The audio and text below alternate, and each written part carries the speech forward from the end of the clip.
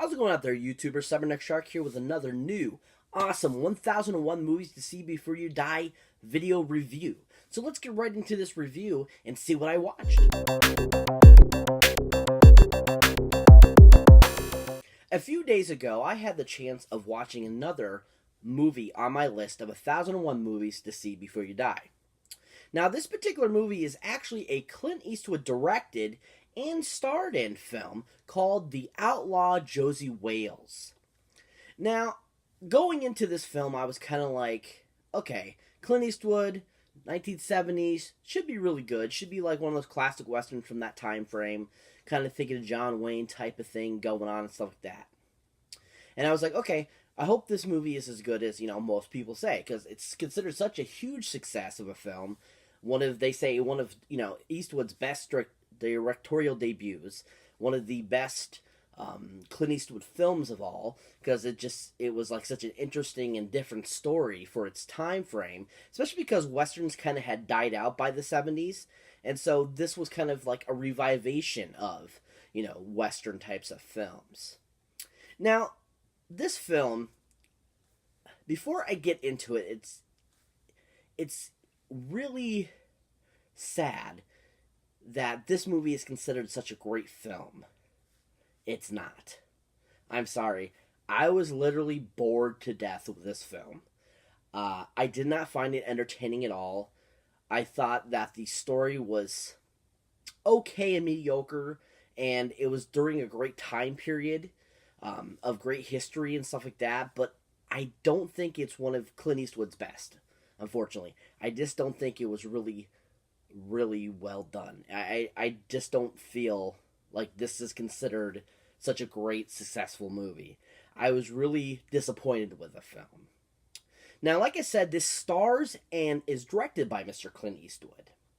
Now, Clint Eastwood, has also directed and starred in a few other great films, such as the awesome 2008 or 9 film, Gran Torino, which was a really good film.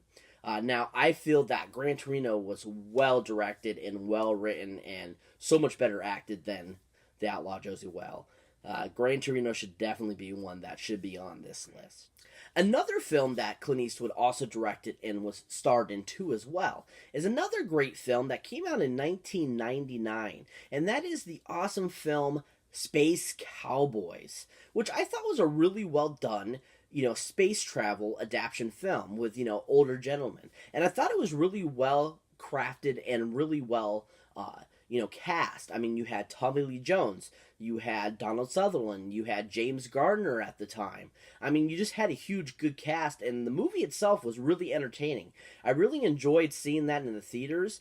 It was pure entertainment. I was really, just like, going crazy in the theater thinking, oh my gosh, this movie is just amazing. And I was just like, no way, this movie's awesome. And it had such a great cast and stuff like that. When I was sitting there watching Outlaw Josey Wales, I was just kind of like,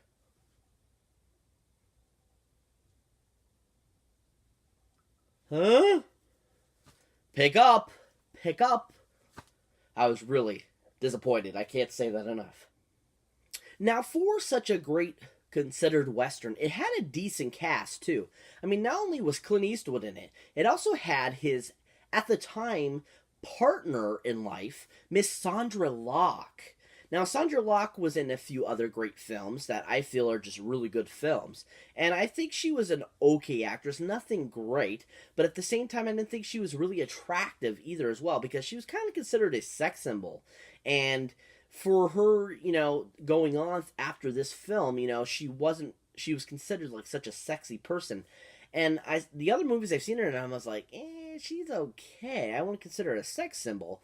But at the same time, her acting wasn't anywhere of par in this film that I thought was, deserving of any, like, really good credit for the film.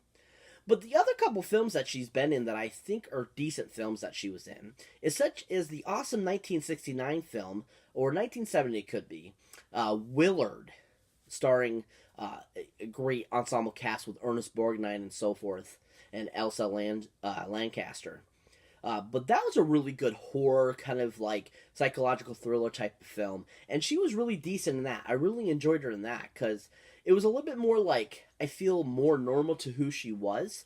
And so I feel that she could play it better. And I thought it was definitely a lot better than her role in The Outlaw Josey Wales. Another film that she was in, which is another Clint Eastwood film that she did with him that he directed, is the film The Gauntlet, which is a far superior film to Outlaw Josey Wales. I mean, that film should be on this list of 1001 movies to see before you die. I believe it is, but I can't remember quite off the bat. But if it is, I definitely have seen it already. So I'm like going, hey, Gauntlet, Outlaw Josey Wales? Take the gun from Outlaw Josey Wales and shoot Outlaw Josey Wales and be like, Gauntlet, thank you. But anyways, that film she was really good in too. I liked her character. I thought she definitely did a better job. She was more seasoned at the time. And just, I think it was a better role for her versus the Outlaw Josey Wales. Another awesome actor that is in the Outlaw Josey Wales is Mr. Bill McKinney. Now, Bill McKinney was a huge and prolific character actor that was, pretty much in tons of movies over the years, over his lifespan, before unfortunately passing away back in, I think it was 2010, 2011 maybe. And he just was a really fun character bit actor, kind of like Stanley Tucci or Oliver Platt, or, like Kurt Russell was sometimes, so forth and stuff like that. But Bill McKinney was really awesome in the film, I thought. And I really enjoyed his, bad guy character, and he was really good in it. But a couple other films that he has been in are such films as the great and awesome film with Mr. Burt Reynolds, Deliverance, which was a really amazing film. Now, that film is on the list of 1001 movies to see before you die, and that definitely deserved to be on that list, unlike the Outlaw Josey Wales. But Bill McKinney, I absolutely enjoyed in Deliverance and thought he was really awesome as that, hillbilly kind of character, and he just did a really good job. Another awesome film that he was in that I totally forgot he was in, and that had a pretty decent part in the film, was the awesome sequel to the first movie from 1990, City Slickers 2, Legend of Curly's Gold. Now, he plays one of the kind of prospectors out in the Arizona desert that they go to try to find this gold. And his character was really funny and awesome in that film. And I really enjoyed his character. But in the awesome Outlaw Josey Wales film, kind of story and stuff like that, his character was really awesome. And it was probably one of the better parts of the film that I enjoyed. He just brought a lot of great, funny, aspects to the character and a lot of great sinisterism, and he just was really fun in the film, and I did enjoy that, at least, from the film. Now, to round off this awesome cast of The Outlaw Josey Wales, and that awesome actor is Mr. John Vernon. Now, he's been a bit actor also as well and has been in a lot of great films. He's most notably known for, of course, as the dean of the awesome National Lampoon film, Animal House. But a couple of films I really enjoyed him in and thought he was really fun and enjoyable in were such films as the awesome 1986 film, Ernest Goes to Camp, which was an awesome movie, and he just was a really good bad guy in. He also was in another great film that was just such an amazing film. It just was so well done, constructed, a horror film with such a different aspect and just kind of great, comedy element to the film. And that's the awesome film Killer Clowns from Outer Space. And he plays the sheriff in the film. And I always enjoyed his character in that, and I totally forgot that was actually him. And I just thought he did an amazing job in the film as well. But his character in Outlaw Josey Wales was really interesting as well. He was another one I enjoyed in the film and thought was kind of funny. And I thought he did a good job. He was pretty much throughout the whole entire film and gave a really well done performance that made what of the movie wasn't enjoyable, made it enjoyable for me to be able to finish watching it. It wasn't one of those films where I was like watching it and then all of a sudden I was like, stop, I can't watch the rest of this. This is so boring. No matter how boring the movie is or how horrible it is, I always finish it because I want to be able to give 100% pure entertainment perspective on a film. So I buried through it, and thanks to John Vernon, I was able to. But he was decent in the film, and he just was an awesome character actor himself. So now, if you're not familiar with what the Outlaw Josey Wales is about, basically the premise of the film is Clint Eastwood's character is the Outlaw Josey Wales, and at the beginning of the film, unfortunately, he loses his son and his wife to these Confederate soldier type of people that are, basically bandits and, deserters. And so he decides to join another part of the, army and go and fight in the war. Well, when the war is over, he decides he's done with it and doesn't want to deal with it anymore, and he's considered a deserter. And so then basically he's on the run for the rest of the film, and basically he has to deal with those consequences, and that's what majority of the film is about, and what he comes and encounters with.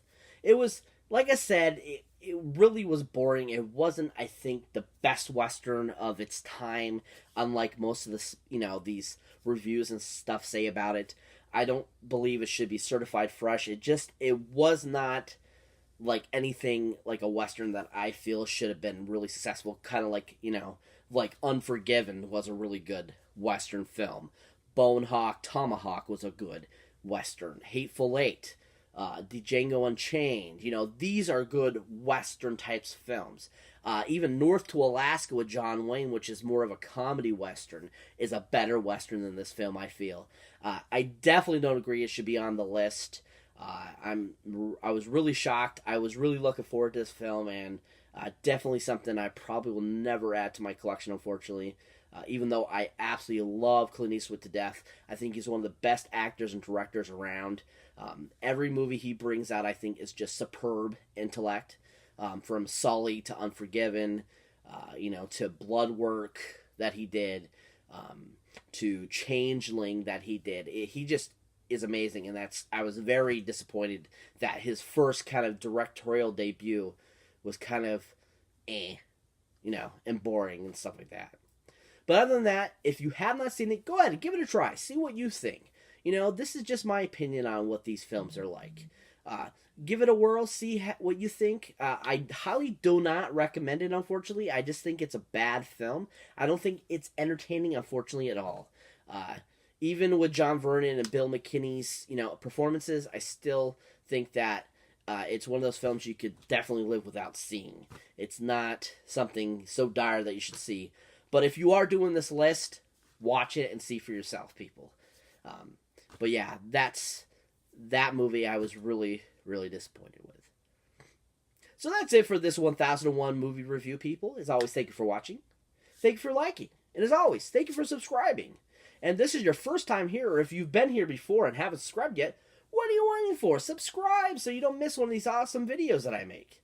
And as always, keep your eyes out for any old or newer videos you might not have seen mine yet. And as always, check out that awesome link down below, people, about the awesome horror pack. Especially if you're a huge horror buff. Who wouldn't want awesome 4 Blu-rays or 4 DVDs of horror films sent right to your house every month of just random goodness? And also, it comes with limited editions that you can only get through the awesome horror pack. And as always, if you're interested in signing up, people, let me know down in the comments so I can hook you up with a discount on your first month. And as always, catch you next one.